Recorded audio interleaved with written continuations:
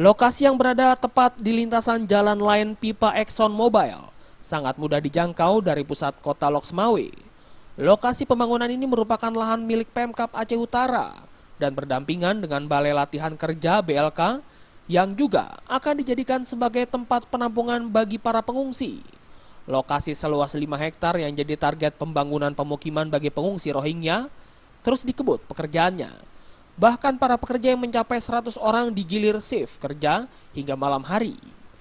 Hal ini dikarenakan target sebelum memasuki bulan Ramadan, seluruh pengungsi Rohingya sudah bisa menempati shelter tersebut.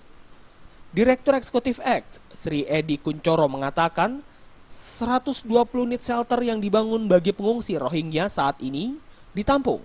Di lapangan Aceh Utara akan dilengkapi dengan masjid, lokasi bermain anak, poliklinik, lapangan terbuka serta kolam ikan untuk budidaya ikan air tawar dan lumbung ternak juga direncanakan segera dibangun. Kita target sebelum Ramadan atau paling telat sebelum mengikuti pemerintah. Ini ada 120 unit shelter hunian untuk pengungsi Rohingya yang ada di Leksikon, yang ada di Lapang ya, Lapang.